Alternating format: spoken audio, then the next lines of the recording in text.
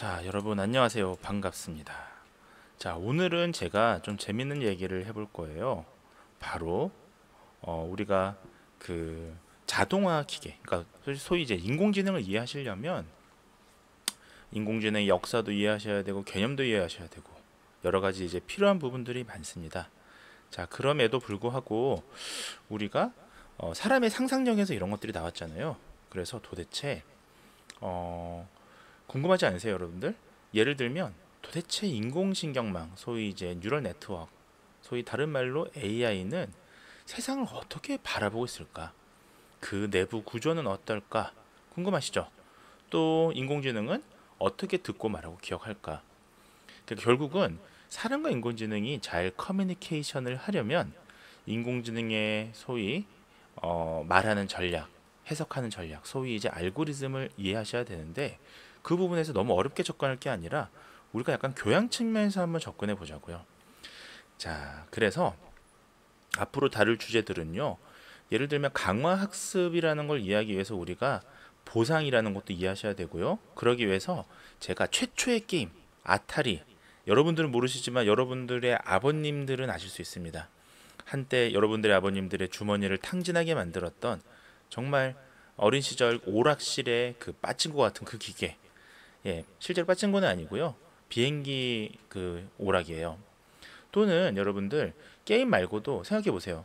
여러분들 넷플릭스 요즘 자주 보시는데 이제 집에서 요즘 영화는 집에서 많이 보시잖아요. 자, 그때 영화 추천 알고리즘 어떻게 하는지 이걸 되게 재밌는 사건이 있습니다. 예를 들면 그 영화 추천 알고리즘 대회라는 게 있었어요. 잘 모르실 수 있겠는데 이때 상금이 100만 달러였습니다. 그리고 오늘 말씀드릴 이제 후반부에 자율주행 부분이요. 자율주행하면 빼놓고 얘기할 수 저기 빼놓고 얘기할 수 없는 그런 사건이 있죠. 바로 다르파 그랜드 챌린지가 있습니다.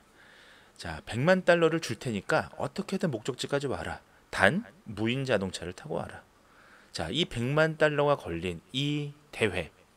결국 우리는 이와 같은 경합을 통해서 경쟁을 통해서 인공지능 뭐 자율주행이나 또는 뭐 어떤 그 영화 추천 알고리즘이나 강화학습이나 이런 것들의 기술이 굉장히 발전하게 되거든요.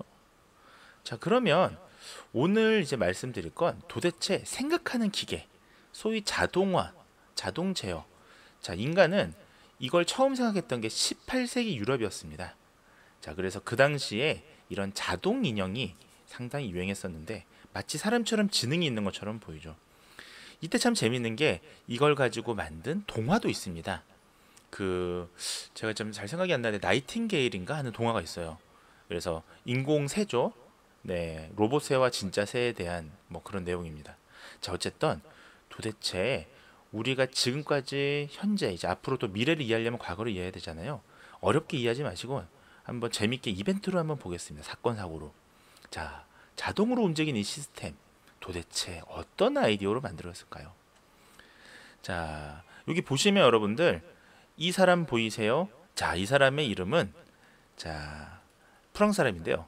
자크드 보캉숑이라는 사람입니다. 네, 보캉숑. 누가 봐도 프랑스 사람이죠. 보캉숑이라는 이름을 함부로 짓지 못해요. 프랑스인들만 할 수 있습니다. 이 사람은 대략 한 18세기 정도의 후반까지 살았던 사람이에요. 자, 그럼 왜 제가 오늘 복강종을 얘기하느냐? 자, 이 시기 여러분들 18세기 떠오르는 역사적인 사건, 역사적인 사건보다 이 시대적 배경. 자, 프랑스에는 무슨 일이 있었죠? 영국과 프랑스에는 자, 산업혁명이라는 게 있었습니다. 우리가 소위 지금 뭐 4차 산업혁명 뭐 이런 식으로 표현하지만 실제 우리가 역사 속에서 용어로 쓰이는 소위 이제 인더스트리 레볼루션이라는 표현은 자, 정말 이제 산업혁명이라는 용어는 요때 산업혁명을 얘기하는 거예요. 이때 우리는 전기도 만들어지고요, 발전기도 만들어지고, 철도도 막 발전하고, 그래서 제국주의, 즉 다른 나라를 점령할 수 있는 큰 어떤 기술적인 사건이 되어버렸습니다. 자, 이때 이 복항쇼는 무슨 일을 했냐? 엄청난 걸작품을 하나 만듭니다. 바로 이 걸작품이 뭐냐 하면 짠, 제가 제목을 만들어 주겠습니다. 연주하는 사람이라는 조각품을 만들어요. 자, 근데 이게 100% 조각품이냐? 그렇지가 않습니다. 이건 이전 조각품하고 달랐어요. 자, 이거 저라는 걸 좀 인증할게요. 제가 포온 동영상이 아니라 저 변혜원이다. 예, 제 이모지입니다. 이렇게 해야 이제 제가 찍은 거다라는 걸 알겠죠. 제 얼굴이 나오면 좀 부담스러우실 것 같아서 이모지로 바꿨어요. 자, 이 조각품은 이전 조각품하고 되게 달랐어요. 왜 달랐냐? 이 조각상은요, 바로 이 녀석입니다. 자, 이 연주하는 사람 누가 봐도 지금 남여가 뭔가 연주를 하고 있습니다. 자, 이 조각상은요, 지금 플루트를 요 입에 대고 있죠. 이게 플룻이에요. 잘 안 보일 수 있는데 플룻. 자, 악기죠. 자, 플룻을 불려면 여러분들 폐에서 공기가 나와서 악기를 불고 손가락을 움직여 소리를 내는 거죠. 그걸 이 인형이라기보다 기계라고 할게요. 이 머신이 플룻을 세상에 연주한 겁니다. 놀랍지 않으세요? 여러분들 플룻 혹시 연주하실 수 있으세요? 해본 경험 있으시면 플룻 쉬운 게 아닙니다. 왜냐하면 입술도 굉장히 민감하게 움직여야 되고요. 입술이죠. 네. 그리고 공기도 이게 아주 정교하게 움직여야 돼서 이걸 입김이라고 할게요. 입김의 세기도 중요하고. 자, 손가락도 왔다 갔다 해야 되죠. 네. 미세하게 구멍을 막아줘야 됩니다. 그러니까 플룻은 연주하기 되게 쉽지 않아요. 자, 심지어 이 플룻이 쉽지 않은데도 이 하나의 곡을 아주 완벽하게 이 연주하는 사람이라는 요 로봇이라고 제가 표현할게요. 사람은 아니니까 로봇이라 썼네요. 로봇. 놀랍게도 이 연주를 완벽하게 했는데 자그마치 12곡이나 할 수 있었다고 합니다. 자, 오늘날로 치면 뭐 정말 그 음악 자동 스트리밍 기계 같은 거예요. 자, 이걸 18세기에 이런 하드웨어적인 로봇으로 만들었다는 겁니다. 이전에도 사실 자동 인형은 있었죠. 자, 근데 이 기계가 지금 이 연주하는 사람이라는 로봇이 특별한 건 뭐죠? 왜 그럴까요? 여러분들 왜 그럴까요? 이게 왜 특별해요? 특별한 이유가 뭐죠? 자, 저는 이렇게 생각합니다. 첫 번째는 이렇게 지금 플룻을 불려면 입술의 움직임, 입김, 손가락 정말 정교해야 되죠. 자, 당시 생명체 구조와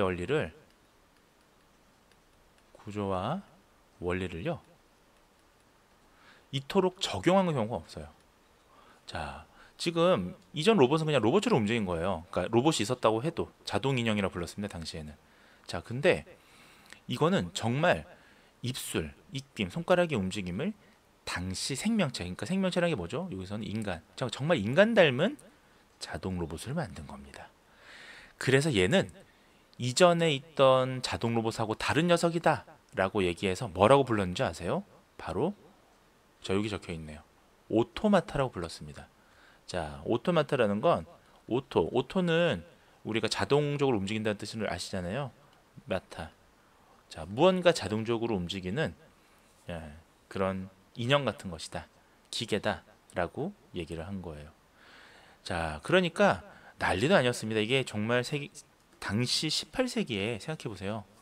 굉장히 18세기에 막 발전기 겨우 만들고 하던 시절에 이런 로봇이 있었으니까 인공적인. 그러니까 여러분들 돈이 많으면 당시에 여러분들 18세기에 사는데 막 엄청 돈이 많아요. 막 그 빌 게이츠처럼 이거 사시겠습니까? 안 사시겠습니까? 사죠. 당시 부유층들은요. 이거 사 모으는 게 취미였습니다. 자, 그리고 그 이후에 제가 또 몇 가지를 보여드릴게요. 네, 제가 너무 돌려버렸네요. 자, 그 이후에요. 얘를 데리고 이제 이 복항촌이 돈을 벌어야겠죠. 그래서 얘를 데리고 순회 공연을 합니다. 유럽 순회 공연. 자, 그래서 당시에는요. 어땠을까요, 이게? 지금도 사회적으로 충격인데 이런 로봇이 있으면 여러분 신기하시잖아요. 당시에는 뭐라고 생각했어요? 이 오토마타를 보고 유럽에서는 뭐라고 생각했냐면 흑마술이라 불러. 흑마술. 야, 이건 마술이다. 마법사다. 요즘엔 마법이라는 의미가 나쁘진 않은데 당시에는 이 교회 성직자들, 그러니까 캐톨릭에서 뭐라고 봤냐면 이거 사탄이 아니냐, 이게. 이렇게까지 생각을 했습니다. 그만큼 정교했다라는 거죠. 자, 하지만 이제 시간이 지나면서요. 이 작동 원리에 대해서 이제 그 여러 사람들이 궁금해하고 당시 루이 15세가 이거 어떻게 하는 거냐? 이제 부하들한테 시킵니다. 이 작동 원리를 알아봐라. 해서 막상 봤더니 작동 원리가 뭐 이 굉장히 정교하고 굉장히 이 어떤 뭐라 그럴까요? 프로그래밍. 그러니까 이때 이제 프로그래밍이라는 게 쓰입니다. 자, 이 흑마술은 중요한 게 아닌데, 자, 흑마술이 아니라 최초의 자동 제어는 이때 이제 이런 용어가 많이 쓰이게 되는데 프로그래밍의 개념에 들어간다. 자, 이 도대체 프로그래밍 여러분들 코딩, 프로그래밍 아마 공학 쪽 공부하시는 분들도 비공학 전공자라고 해도 요즘 4차 산업 시대에 막 강조하면서 프로그래밍 머리 아프시잖아요. 자, 이러한 아주 생명체 구조와 원리를 적용해서 정교하게 움직일 수 있었던 건 당시에 프로그래밍이라는 기술 때문입니다. 자, 이런 건 이제 뒤에서 살펴보실 거고요. 자, 이거 제가 좀 지우도록 할게요. 짠. 아, 이게 다음을 넘기면 어차피 지워지죠. 짠. 예. 제가 좀 이 판서 프로그램을 좀 고급스러운 걸 사서 여러분들이 이 강의 영상을 들으시는데 더 도움이 되도록 해야 되는데 제가 좀 더 노력해 보겠습니다. 여러분들이 많이 관심 가져주면 좋을 것 같아요. 자, 그러면 현대에 와서 아까는 제가 18세기 얘기한 거고요. 자, 현대 이제 비교적 최근 20세기 이후에는 20세기 후반이에요, 거의. 어떤 일이 있었냐? 자, 여러분들 이 영상을 여러분들 부모님하고 같이 보시면 추억에 잠길 수가 있습니다. 자, 당시 실리콘밸리라고, 여러분들 실리콘밸리는 우리나라의 판교 테크노밸리 같은 곳이죠. 원래 원조죠, 테크노밸리. 아니죠, 실리콘밸리가. 자, IT의 성지라고 하는데, 자, 여기서 어떤 사람이 무언가 하나를 만들게 됩니다. 바로 이 녀석인데요. 자, 이 녀석의 이름은 아타리라는 게임이었습니다. 자, 아타리 굉장히 유명한 게임이고요. 최근에 제가 유튜브 보다 보니까 취미로 아타리에서 나왔던 최초의 게임이 우리나라 돈으로 얼마였나요? 10억 원인가? 뭐 1억 원인가? 아무튼 그 정도 되는 돈에 팔렸다고 합니다. 미개봉 이 팩을요. 그러니까 그때는 팩이라고 그랬어요. 이걸 뭐 꽂아야 되거든요. 자, 이 아타리 이름도 약간 근데 왜냐면 이 당시에는 또 약간 뭐라 그러죠? 일본이 좀 세계를 주무르던 시대라서 또 이런 또 오락 시장을 아케이드 오락이라고 그러죠. 이 아케이드 오락 시장을 가정용 게임이라고 그러거든요. 아케이드 오락을 일본이 약간 좀 앞서 있었어요. 그래서 약간 좀 중성적으로 짓지 않았냐? 전 좀 그렇게 생각합니다. 이게 하지만 이게 미국에서 실리콘밸리에서 만든 거예요. 자, 이 녀석을 만들었습니다. 자, 이런 게 오늘날의 오토마타죠. 무슨 말씀을 드리고 싶냐면, 자, 오늘날의 오토마타는 어떻습니까? 앞서 보셨던 것처럼 사람을 닮은 기계, 소위 이제 그걸 휴머노이드라고 그러죠. 휴머노이드 형태가 아니고요. 오늘날의 오토마타는 뭡니까? 예, 그야말로 인공지능이다. 자, 근데 이걸 인공지능이 얘기할 수 있느냐? 아직은 이건 게임이긴 하잖아요. 하지만 당시에 이런 뭐라 그러죠? 적이라고 하나요? 에너미, 적들이 이렇게 공격하는 패턴들이라든지 이런 것들을 마치 사람이 게임하는 것처럼 느껴지게 할 정도로 아주 정교했습니다. 그리고 21세기에 오게 되면 여러분들 잘 아시는 자, 왓슨이 있습니다. 자, 왓슨은 여러분들 이제 저는 의료를 공부한 사람이니까 자, 의료 연구자들한테 왓슨은 닥터 왓슨이 조금 더 익숙한데요. 원래 태초의 왓슨은 퀴즈 프로그램이었습니다. 퀴즈쇼. 제퍼디 쇼인가요? 네, 맞아요. 제퍼디 쇼에 나오는 퀴즈 프로그램이었어요. 퀴즈쇼. 자, 뭐였냐면 인간하고요. 자, 퀴즈를 정말 잘 맞추는 인간이 이렇게 있고요. 자, 퀴즈를 정말 잘 맞추는 인간이 있고 여기 가운데에는 자, 이 왓슨이라고 하는 인공지능을 초대합니다. 자, 이 인공지능을 조금 더 어려운 말로 온톨로지라고 합니다. 온톨로지는 뭐냐면요. 여러분들 여러 가지 인공지능이 이제 기술들이 있잖아요. 그 중에서 얘는 서지 분석 프로그램. 이렇게 얘기하면 좀 어려운데 여러분들 조금 더 쉽게 얘기하면 네이버 같은 거예요. 그러니까 방대한 양의 어떤 데이터베이스 내에서 뭐 여러 가지 정보나 사실들을 빠르게 찾아내는 그런 프로그램이라 볼 수 있습니다. 그걸 이제 학습해서 거기에 대한 Q&A, 퀘스천을 하면 앤서를 거기에 맞는 가장 옵티멀한 앤서를 답하는 그런 게 이제 당시 닥터 왓슨이었습니다. 자, 닥터 왓슨 이때 닥터 왓슨이 아니라 그냥 왓슨이었습니다. 죄송합니다. 자, 이 왓슨이 굉장히 놀랄만한 일은 당시 퀴즈 챔피언을 이긴 거예요. 지금 보시면 상금이 저희 여기 왓슨이라고 적혀 있죠. 저 왓슨의 상금이 심지어 다른 인간 챔피언보다 거의 뭐 한 3배 가까이 지금 점수가 높죠. 예. 자, 그래서 당시에는 인공지능이, 그러니까 오늘날의 오토마타는 인공지능입니다. 자, 오늘날의 오토마타, 소위 이제 인공지능이 인간을 꺾었다. 네, 아주 자극적이죠. 지금이나 예나 지금이나 그 뭐죠, 이 뉴스는 좀 자극적인 기사로 쓰여져야 사람들 관심을 가지죠. 자, 그 이후에 뭘 했냐? 자, 이제 이 인공지능은 사람하고 대결을 하기 시작합니다. 그리고 여러분들 잘 아시는 바둑, 체스 이런 것들이 이제 도전하기 시작해요. 특히 바둑은 여러분들 그 알파고 사건 아시죠? 네. 그래서 그 누구시죠? 이세돌 구단하고 이제 붙었던 바둑 사건이 있죠. 이때 사람들은 기술로는 이게 당시에 솔직히 구글에서 어떻게 생각했냐면, 구글은 자신 있었는데 이 알파고는 구글에서 만든 거거든요. 구글 말고 이제 당시 여론은 어땠냐면, 그 이전에 원래 이제 그 뭐죠, 이거 체스가 있었어요. 체스 대회는 인간이 또 몇 번 이기기도 했습니다. 근데 체스는 좀 단순하잖아요. 바둑보다는 이게 경우에서 적거든요. 그래서 이제 뭐라 얘기를 했었냐면, 바둑이 보면 원래 그 프로 선수하고 세미 프로하고도 굉장히 격차가 심하잖아요. 그래서 굉장히 창의적인 그 게임이고요. 그래서 이 바둑 챔피언을, 그러니까 인간 바둑 챔피언을 꺾는 데는 2020년대가 돼야 가능할 것이다라는 여론들이 있었는데, 그거를 탁 이 알파고라는 이 그 AI가 단번에 깨게 됩니다. 자, 그리고요, 이 알파고 이후엔 또 어떻게 됐느냐? 이 알파고 개발자가 또 새로운 버전을 만듭니다. 자, 그래서 뭘 만들었냐면 알파고리라는 걸 만들어요. 자, 이거는 이제 더 진보된 버전인데 20개월 후에 만들었습니다. 이거를 20개월 동안 더 정교한 모델을 만든 거죠.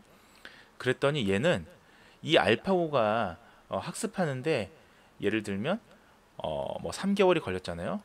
그러면 알파고리는 이거를 3일 만에 학습합니다. 그러니까 훨씬 정교한 모델인 거죠. 사실 알파고는 강화학습이라는 알고리즘을 쓰고 있거든요. 이건 제가 나중에 말씀을 좀 드리겠습니다. 자, 그리고 그 이후에 뭐 알파고 마스터, 그래서 이렇게 알파고끼리 붙입니다. 그때부터는. 그러니까 인공지능끼리. 그래서 이제 인공지능을 이기는 인공지능 이런 게 이제 발전하고요. 더 이상 이제 이게 의미가 없다고 생각해서 바둑은, 더 이상 알파고를 만들지 않죠. 자, 결국은 어떻습니까, 여러분들? 이런 것들 다 기사로 아마 알파고 같은 여러분들 들어보셨을 텐데, 미디어는 이런 아주 호기심을 자극하면서 인간의 어떤 기술 발전에 대해서 초점을 맞춰서 막 보도를 하죠. 자, 근데 우리는 지금 이런 사건들은 아는데 도대체 이게 어떻게 구성이 됐는지, 그러니까 이 알파고의 내부 구조가 어떤지 우리가 도대체 어떻게 이렇게 잘 맞추지? 어떻게 이렇게 재밌지? 자, 이런 내부 구조를 잘 모르죠.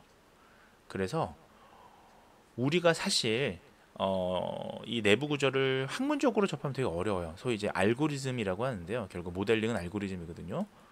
자, 그래서 우리는 앞으로 이런 것들을 조금 더 재미있게, 그러니까 소위 이제 단순히 컴퓨터 소프트웨어, 자, 이런 것들을 너무 여러분들이 전공적으로 접하면 어려우니까 제가 약간 교양적인 수준에서 말씀을 드리도록 하겠습니다. 결국은 과거의 오토마타는, 자, 이런 거는 정말 뭐 이 인간의 정신과 육체를 모방하기 위해서 그래도 이 프로그래밍이 게 들어간 거예요. 이렇게 정교한 움직임이. 자, 근데 오늘날의 이 오늘날의 오토마타, 얘들은 어떻죠? 자, 컴퓨터와 소프트웨어만으로도 만들 수 있죠. 자, 이런 차이점이 있습니다. 자, 18세기 오토마타들 보시면 조금 더 설명을 드리면, 뭐 그때 자동 태엽 장치도 있고요. 자동 궤종 장치 이런 것도 있었습니다. 우리나라도 있었어요, 여러분들. 우리나라도 물시계인데 그 장영실 선생님이 만들어서 아주 정교하게 인형이 나와서 뭐 종도 치고 하는 그런 부분들도 있었습니다. 오늘날도 비슷해요. 결국은 우리가 차이가 있지만 우리가 그런 거를 프로그래밍이라고 가정하는 거예요. 가정이라기보다 우리가 프로그래밍으로 설명했습니다. 무슨 말이냐면, 자, 톱니바퀴가 정교하게 움직인다. 움직이는 순서가 있을 거고요. 움직이는 상황이 있을 거고, 움직이는 시간이 있을 겁니다. 그죠? 자, 오늘날의 프로그래밍은 그거를 우리가 컴퓨터 소프트웨어로 우리가 소위 이제 코딩이라는 방법으로 이제 이 기록을 해서 정교하게 만드는데, 자, 옛날에는 그게 어떻게 움직이는지에 대한 하나의 어떤 그 지도 같은 거를, 그러니까 순서, 그렇죠, 프로세서라고 표현하기도 하는데 그런 걸 만든 거죠. 자, 결국은 이 기록이라는 걸 오늘날의 컴퓨터는 여러분들, 자, 전자의 진동을 다시 일어날 때까지 계속 반복해서 기록을 합니다. 자, 오토마타 보시면 지금 하나 더 보여드린 게 기계홀이에요. 자, 이런 거 보면 사람들이 결국 이 테크놀로지의 그 정점에 마치 휴머노이드, 사람이나 생물 닮은 것들 이렇게 만들 필요 없죠. 이게 사실은 기계올인데 막 로봇 우리가 움직여요. 근데 이거를 이렇게 분해해 봤더니 꾀꾀거리기도 하고 뭐 먹이도 먹고 정말 사람 같은데, 알고 봤더니 이렇게 구성이 된 겁니다.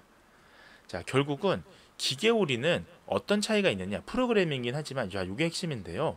자, 미리 지정해 놓은 노은이에요. 지정해 놓은 여러분들 동작만 수행하죠. 자, 이 동작이 만약에 연속된 동작이라 하더라도요. 자, 태엽이라고 생각하시면 됩니다. 태엽 맞나요? 피읍 맞죠? 태엽. 네, 이렇게 생각하시면 됩니다. 자, 근데 같은 프로그램이라는 개념으로 봐도 지금의 인공지능은 그렇지가 않아요. 인공지능은, 자, 같은 패턴만을 보이는 건 아니죠. 패턴이 아니라 얘는 창작하는 거죠. 자, 예를 들면 아까 보셨던 요 앞에 있던 요 닥터 왓슨 퀴즈쇼에 나왔던, 우리가 이 퀴즈쇼에 나왔던 거를 검색하는 프로그램이 아니에요. 그러니까 예를 들면 사람이 직접 뭐 예를 들면 부산의 바다 이렇게 해서 부산의 바다를 쭉쭉쭉쭉 나오는 그런 게 아니라 문제를 내고 찾는 퀴즈였단 말이에요. 그러니까 우리가 같은 패턴으로 항상 뭘 답을 도출해내는, 소위 이제 좀 어려운 말로 룰 베이스드 그런 형식은 알고리즘은 아니었다는 거예요. 자, 그쵸? 자, 이런 부분들이 있습니다. 자, 그래서 인공지능과 기계학습이라는 측면에서 우리가 한번 생각을 해보셔야 되는데, 자, 앞서 만약에 우리가 인공지능이라는 게 이런 미리 지정해 놓은 동작만 수행하는 이런 어떤 인간 닮은, 생물체 닮은 무언가의 자동화 제어 시스템이라면, 자, 이걸 자동화 제어 시스템이라고 얘기할 수 있겠네요. 자동 제어 시스템. 겉은 비슷해 보여요. 프로그래밍을 쓰긴 하지만 인공지능하고는 전혀 다르죠. 자, 인공지능은 결국은 이 같은 패턴이 아닌데 어떻게 하느냐? 얘는 학습. 그러니까 무슨 학습이냐면 데이터를 학습하는 거예요. 데이터에서 이제 학습해서, 자, 이거를 가지고 이 학습한 걸 바탕으로 어떤 처리를 하는데, 이 처리라는 게 분류가 될 수도 있고 예측이 될 수도 있습니다. 자, 이런 것들은 나중에 좀 제가 간단히 말씀을 드릴게요. 자, 결국은, 자, 지금 현재 인공지능이나 기계학습이 머신러닝이, 자, 모든 문제를 해결할 수 있는 건 아니지만, 우리가 학습을 잘 한다면 우리가 어떤 좋은 결과를 얻기 위한 좋은 알고리즘, 소위 요 프로그래밍을 잘 써서 우리가 그래도 효과적인, 효율적인 인간을 도울 수 있는 무언가를 만들 수 있을 겁니다. 자, 오늘날 그래서 이런 인공지능 컨버전 뉴럴 네트워크 기반에서 이미지 연구들은 과거 레스넷부터 시작해서 요즘에 욜로 버전 4까지 굉장히 빠르게 진화하고 있습니다. 또한 여러분들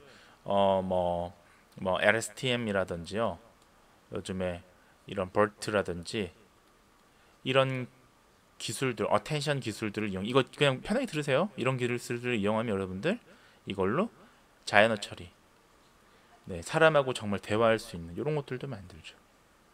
자, 그래서 우리는 특히나 여기서 이제 우리가 이 학습 과정의 또 유형을 바꿀 수가 있습니다. 예를 들면 정말 답을 알려주는 학습이 있을 거고요, 답을 알려주지 않는 학습이 있을 거고, 그 다음에 보상을 주어주는 학습이 있어요. 그래서 답을 알려주는 학습 우리가 지도학습이라고 하고요.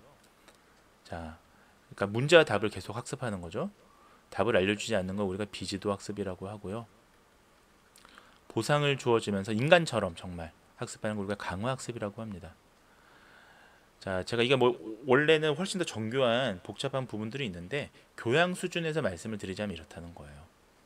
그래서 앞으로 이제 이런 테마들을 다룰 텐데 제가 너무 이론적인 얘기를 하면 지루할 테니까 이벤트 위주로 얘기할 겁니다. 사건 사고 위주로. 자, 그러면 좀 더 재밌으시겠죠? 그래서 제일 처음에 말씀드릴 건 바로 자율주행차 부분입니다. 왜냐하면 우리가 이 인공지능이 적용된 가장 대표적인 분야이고 가장 또 시장성 있는 분야가 자율주행이죠. 아마 도래하는 이제 얼마 이제 남지 않은 미래에 아마 자율주행차가 정말 많이 상용화 될 거예요. 자율주행차도 이 단계가 있거든요. 완전 자율주행이 이제 곧 실현될 겁니다. 짠! 자, 제가 준비한 오늘의 첫 번째 이야기 자율주행에 있어서는요. 이 사건을 빼놓을 수 없었습니다. 자, 바로 달파의 글랜드 챌린지. 자, 공모전 같은 거예요. 시합 같은 거예요. 자, 어느 날, 근데 이게 재밌는 게 이 달파가 뭔지 제가 좀 이따 이렇게 얘기해 줄게요.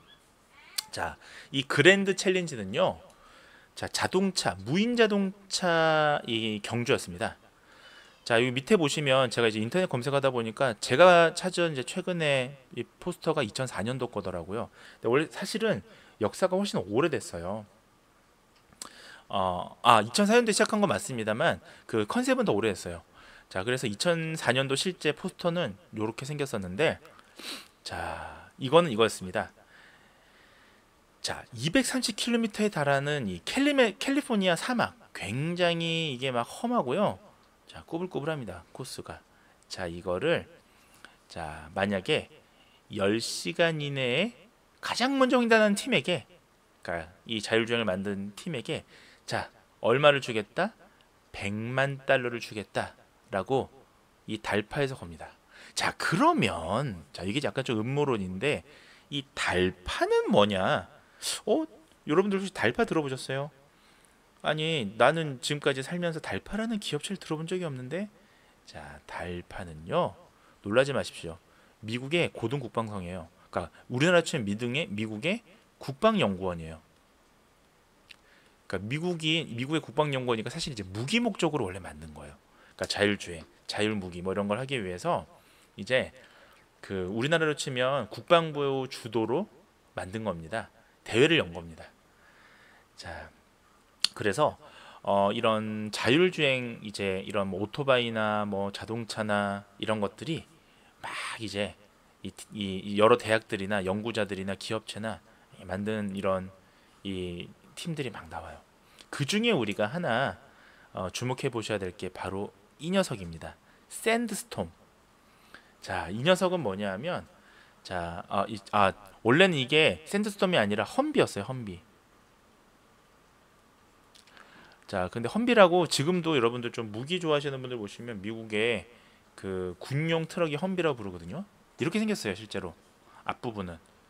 자, 근데 이게 왜 제가 말씀드리냐면 당시 카네기 멜론 대학에서요 만든 이 험비라는 그러니까 샌드스톰이라는 요 별명에 저기 자율주행이 우승을 하게 됩니다. 첫 번째 대회. 자, 여러분들 뭐든 간에 뭐 쇼미더머니도 그렇고 보면 우리 1회 대회에서 우승한 게 좀 기억에 많이 남죠. 자, 그리고 이 웃긴 게 카네기 멜론 대학은 원래 약간 그렇게 미국에서 주력 대학이 아니었습니다.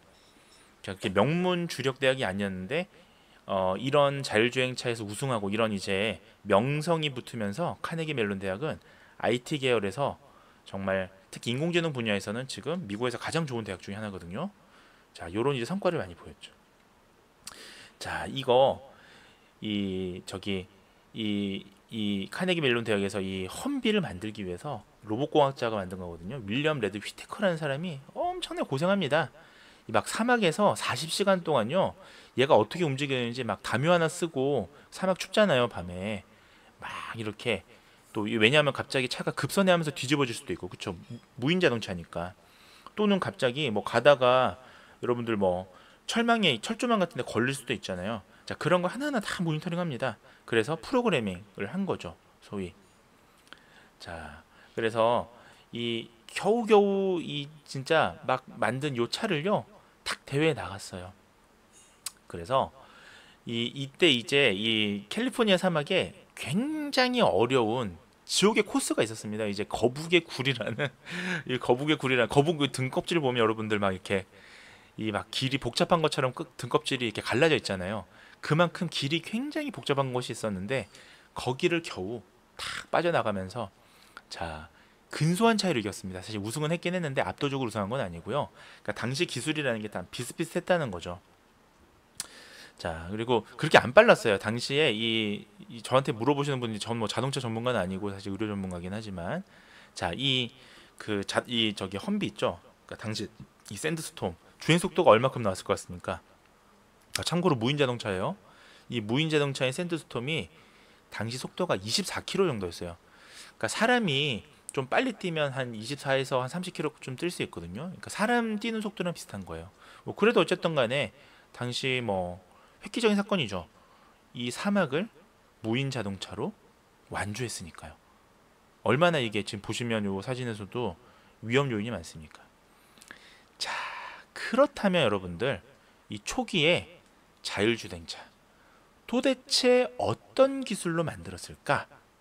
이거를 지금부터 말씀을 드릴 텐데 자, 재밌게 들어주셨으면 좋겠습니다. 자, 그러면 이 도대체 카네기 멜론 대학에서 만든 요 험비라고 하는 이 샌드스톰이라는 별명이 이 험비 도대체 모래폭풍이라는 뜻이죠. 어떻게 달렸을까요? 사막을.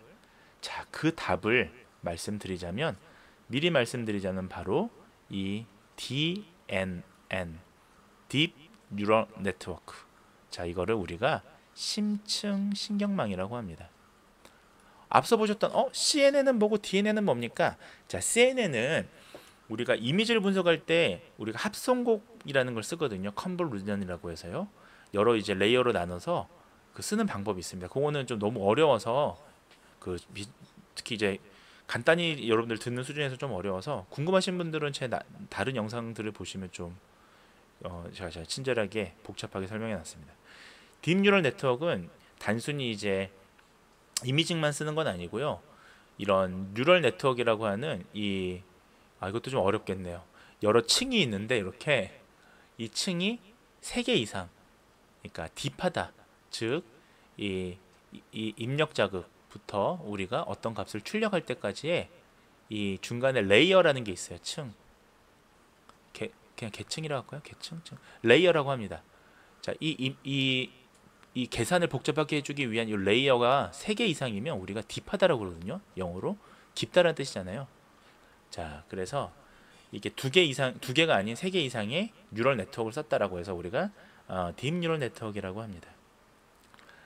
자, 이게 사실은 좀 획기적이었던 게 지금 이 대회가 언제라고 그랬죠? 바로 2004년이었죠. 나중에 뭐 제프리 힌튼 뭐 이런 아주 위대한 그 인공지능 학자들이 토론토 대학에 계신데요.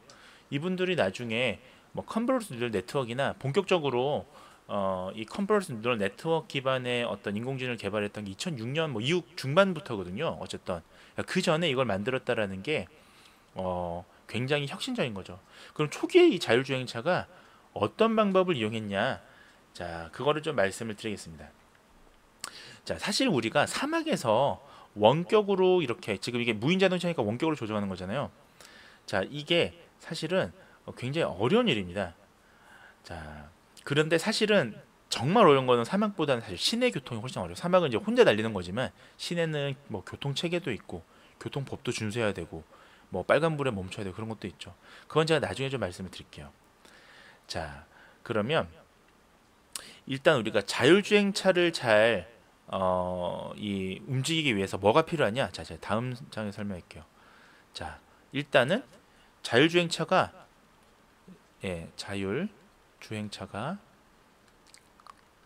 잘 우리가 달리려면 필요한 거는 자, 첫 번째는 속도가 필요하겠죠. 속도. 얼마큼 잘 주행하느냐? 주행 속도가 필요할 겁니다. 자, 이 주행 속도를요. 우리가 한번 생각해 보셔야 되는데 자, 예를 들면 이거는 가장 간단한 방법은 우리가 컴퓨터에다가 뭐 40이면 40이라고 속도를 우리가 설정을 하는 거예요. 자, 만약에 속도를 설정을 해주면 40km 속도로 달리겠죠? 40km의 속도로 시속이라고 쓸게요. 자, 근데 문제는 우리가 우리는 40km라고 하면 시속 40km구나를 알지만 컴퓨터는 이거 이 특히 컴퓨터 엔진은 컴퓨터뿐만 아니라 이 자동차 엔진은 이 40이라는 의미를 정확하게 이해할까요? 자, 그렇지가 않습니다. 자, 예를 들어서 우리가 전기 엔진의 전압을 한 400V로 보내게 됐을 때 자동차가 시속 40km로 달린다고 가정을 한다면요. 우리가 단순히 전압을 올리거나 내린다고 해서 속도가 갑자기 원하는 속도로 바뀔 수 있을까요? 그렇지 않죠. 무슨 말이냐면 자, 400km, 그러니까 우리가 할 수 있는 거는 전압이잖아요. 엔진의 전압을 보내는 이 양을 만약에 10을 늘리면 41km가 될까요? 이걸 10을 줄이면 39km가 될까요? 그렇지 않을 겁니다. 전압을 여러분들 스피커도 마찬가지죠. 여러분들 음악 듣고 싶은데 음악 소리가 너무 시끄러워 좀 줄이기 위해서 여러분 전압을 220V를 갑자기 200V로 줄이진 않잖아요. 자, 그런 단순한 게 아니죠. 자, 옛날에는 이거를 이제 아까 보셨던 우리가 18세기에는 어떻게 했느냐? 18세기에 우리가 아까 복항숑이라는 사람 말씀을 드렸잖아요. 그 오토메타 자동 인형에서 어떻게 했냐면 원심 조속기라는 장치를 사용했습니다. 자, 18세기에는 제가 써드릴게요. 원심 조속기라는 장치를 이용을 했어요. 자, 이 원심 조속기라는 게 뭐냐면요. 한마디로 요약하자면 이겁니다. 자, 엔진의 속도를 제어하기 위해서요. 자, 제어하기 위한으로 써둘게요. 위한 목적에서 자, 어떻게 하느냐? 피드백 루프라는 게 있습니다. 피드백 루프. 이게 이제 기술의 핵심인데요. 피드백 루프를 제공하는 장치예요. 자, 그래서 마치 이제 쉽게 생각하면 이게 두 개의 이제 금속 공이 있습니다. 여기 보시면 요런 공들이 빠르게 이제 움직이면서 회전하면서요. 증기기관차처럼 움직인다 생각하시면 돼요. 얘가 지금 막 빠르게 움직여요. 휙휙휙 돌아가요. 자, 그러면 뭐가 생기죠? 자, 이게 축이 빠르게 회전하면 금속공은 바깥으로 힘을 받는 뭐죠? 이게 원심력이죠. 원심력이 생기는 거예요. 그러면 얘가 공이 점점 이쪽으로 가겠죠. 그러니까 이렇게 좁혀 있다가 이제 크게 이렇게 돌겠죠. 원심력에 의해서 점점. 그러면 엔진이 빨라지면 자, 얘가 더 원심력을 받아서 얘도 더 이쪽으로 지금 이 화살표 방향으로 움직이게 되는 겁니다. 그쵸? 그렇게 되면 여기 연결된 레버들이 있어요. 이렇게 레버들이 이렇게 연결된 레버들이 있어가지고요. 이제 엔진의 연료를 공급하는 요 밸브 있죠. 그러니까 이 원심력이 움직이면서 얘가 고정관절이 위로 움직이면서 마치 이게 인간의 조인트 같죠, 관절처럼. 그러면 얘가 살짝 기울어지면서 연료 차단하는 밸브가 이렇게 열리게 됩니다. 그렇게 되면 연료 밸브가 만약에 닫히면 지금 이렇게 했는데 얘 위로 올라가면 닫힐 거 아니에요? 닫히면 연료가 좀 덜 들어가겠죠. 자, 예를 들면 개솔린이면 개솔린이 덜 들어가겠죠. 그러면 속도가 느려지겠죠. 자, 왜냐하면 우리 이 에너지원은 결국은 연료잖아요. 이런 증기기관에. 그러니까 증기기관차가 이런 식으로 움직였어요, 사실은. 그래서 자, 얘는 지금 보시면 뭘 조절하는 거죠? 연료의 양을 조절하는 거죠. 따지고 보면 연료의 양. 그러니까 여기서 연료라는 게 어쨌든 개솔린이 되던 뭐가 되던 이 연료 공급관에 있는 이 밸브를 차단하면서 이걸 이제 조절하는 이걸 원심 조속기라고 합니다. 자, 그래서 이런 작동 원리가 결국은 이 엔진의 연료를 조절하면서 일정한 속도를 유지할 수 있게 도와주는 그런 역할을 했는데요. 자, 이게 단점이 있습니다. 이 원심 조속기의 단점은 뭐죠? 엔진을요, 단점이라고 써드릴게요. 단점은 엔진을 한 가지 속도로만 유지할 수 있죠. 속도로만 유지 가능. 자, 이게 좀 판서가 글씨가 이쁘지 않더라도 좀 이해해 주세요. 이게 좋은 장비가 있어야 되는데. 자, 그래서 보시면 자, 얘는 지금 보시면 속도가 그냥 올라간다, 떨어진다, 요것만 가능한 거예요. 그런데 오늘날 자율주행차는 우리가 컴퓨터 프로그램을 사용합니다. 이제 이런 원심 조속기가 아니고요. 그래서 이 컴퓨터 프로그램을 사용했는데 사실은 전체적인 내용은 얘랑 비슷해요. 작동 원리는. 자, 이게 오늘날에 쓰는 게 바로 이겁니다. 오늘날에 쓰는 자율주행에서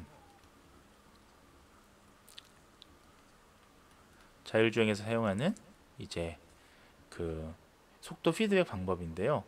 자, 여기 보시면 이제 피드백 루프는 없어요. 자, 요런 하나에 이런 기계는 없습니다. 여기 보시면 요런 관절하는 원심축도 없고요. 자, 하지만 지금 목표 값을 이제 피드백 입력 값에 넣어서 그 결국은 입력 값을 넣고, 그러니까 이제 이게 인공지능만의 핵심이거든요. 입력을 넣어서 어떤 처리를 이용해서 출력 값을 이제 뽑아낸다. 이게 이제 우리가 소위 얘기하는 인공지능인데요. 소위 이 자율주행을 통해서 그 인공신경만을 통해서 속도를 제어하게 됩니다. 예를 들면 자동차가 이게 속도가 느려요. 만약에 속도계가 있고 지정을 해서 느리면 네, 여기 모터에서 전력 공급을 늘려주면 되겠죠. 또 이 빠르면 전력 공급을 줄이면 됩니다. 그러니까 크게 보면 비슷한 거예요. 다만 이때는 이런 기계로 제어를 했다면 지금은 프로그래밍으로 제어를 하는 거죠. 자, 그래서 근데 이제 이렇게 한다고 해서 이제 모든 게 해결이 되진 않습니다. 왜 그러냐면 이렇게 그 속도량을 비례적으로 늘리고 줄이고 하는 게 완벽하지가 않은 게, 예를 들면 갑자기 아까 보셨던 험비오 자동차 있죠. 이 카네기 멜론. 얘가 우승할 수 있었던 게 우리가 항상 평지를 달리는 게 아니잖아요. 예를 들면 갑자기 오르막길이 나올 때도 있고 장애물이 있을 수도 있고 또는 기상 악화가 있을 수도 있죠. 예를 들면 바람이 세게 분다든지요. 자, 그렇게 되면 이 하나의 어떤 이 알고리즘을 이용해서 몇 가지 수정 사항이 필요합니다. 자, 이제 그래서 우리가 아까 보셨던 이 어디 갔냐, 이 딥뉴럴 네트워크 심층 신경망이라는 게 사실은 상당히 중요한 기술이 되는 거예요. 자, 그래서 이때 우리가 쓰는 제어 알고리즘이 바로 이 사망 제어기, PID 제어기라고 우리가 부릅니다. 자, PID 제어기, PID란 용어는 사실 많이 쓰여요. 뭐 제어한다는 의미에서. 그래서 자, 이거는 조금 전문적인 거라서 나중에 말씀을 드리고요. 자, 결국은 하드웨어적으로는 이렇게 우리가 속도를 조절을 하는 겁니다. 자, 그 다음에 우리가 자율주행차는 주행 속도만 조절하는 게 아니라 두 번째는 주행 경로를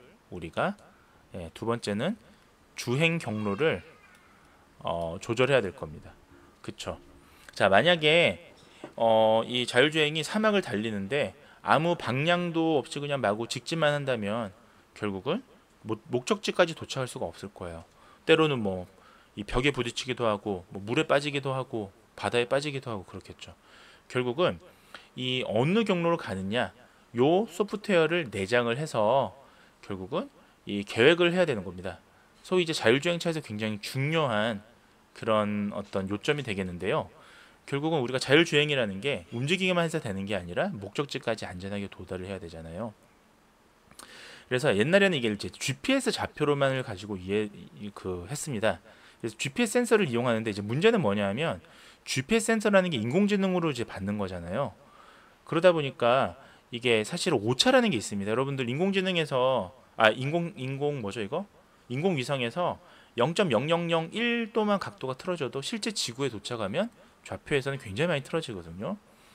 자, 그래서 일단은 GPS 좌표를 받아서요, 연구원들은요, 아까 카네기 멜론 대학에서 험비 만든 연구원들은 이제 길 위에 직접 지도의 지형을 하나하나 수기로 입력을 하게 됩니다. 그 이제 경로를 이런 식으로요. 다 이거를 격자를 만들어서 눈금을 격자라고 하거든요. 이렇게 합니다. 자, 그렇게 한 이후에 어떻게 했냐면 이제 이 자율주행이 이 길을 찾아가야 돼요. 최적의 길을. 그러려면 자, 이 지금 지도를 보고 얘가 미리 이제 시뮬레이션을 하는 건데, 자, 어디로 가면 안 돼, 어딘 막혀 있고 어딘 뚫려 있고 이거를 일단 구분을 하셔야 되잖아요. 자, 그래서 이런 구분을 하고 그 다음에 어디로 갈지 이런 것도 파악하려면 자, 어떠한 방법이 필요할 겁니다. 그게 바로 사실은 약간 강화학습이 들어가는 알고리즘인데요. 강화학습하고 룰베이스 기반이 같이 들어가는 학습인데, 간단히 얘기하면 우리 이런 거예요. 우리 어릴 때 보면 막 놀이들 많이 만드는데 그 중에 하나가 거실 바닥 밟지 않고 방까지 이렇게 가자, 뭐 이런 게임을 했을 때 만약에 근데 사실은 바닥을 밟지 않고 방까지 날아갈 수는 없잖아요. 무언가를 밟아야 되는데 이때 규칙을 정한 거죠. 막 게임 우리 어릴 때 그렇게 놀이했잖아요. 예를 들면 카페트를 밟으면 1점을 감점합니다. 탁자를 밟으면 한 0.5점을 감점해요. 소파는 대신 괜찮아. 0점이에요. 자, 그러면 소파로 가는 게 제일 안전한 거죠. 안전한 게 아니라 비용이 적죠. 그러니까 비용이 적다는 건 간점이 적으니까 이 시합에서 우승할 확률이 높죠. 이 거실 바닥에서 방까지 가는 시합이 있다면 요 놀이를 우승할 가능성이 높죠. 그죠? 자, 그래서 이런 식으로 하는 거예요. 비용을 계산을 해서 예를 들면 이런 식의 감점 또는 뭐 가점 이런 것을 지정해 주고요. 그 다음에 문제를 찾아가는 이제 함수의 값, 소위 이제 이 경로 비용을 같이 지정을 해주면 복잡한 위치에서 이렇게 결정을 내려야 되잖아요. 반복해서. 자, 그래서 가장 그 비용이 높은, 그러니까 여기서 말하는 고비용이라는 건 가장 감점이 없는 방법으로 가는 거예요. 최적의 경로를 찾아서. 자, 이렇게 해서 이 계산을 하는 걸 우리가 경로 탐색 중에서 다익스트라 알고리즘이라고 합니다. 다익스트라 알고리즘. 자, 이렇게 합니다. 자, 이렇게 이제 사용을 해서 결국은 우승을 한 거죠. 자, 그래서 여기까지 말씀을 드리고요. 지금은 이제 달파 체인지 뭐 이제 더 이상은 이제 사실 이제 국방성이 주도할 필요가 없죠. 이제는 자율주행 분야 뭐 선두주자가 되게 많아요. 뭐 여러분들 지금 그 뭐죠 그거 그 차 그 이 마크 있는 차 뭐죠? 갑자기 기억이 안 나네요. 예, 테슬라 맞아. 테슬라 같은 거 이제는 민간에서 충분히 이 기술력이 우수했기 때문에 예, 이, 이 뭐라고 그럴까요? 독점하기도 하고 그 테슬라나 이제 이런 회사들에서요.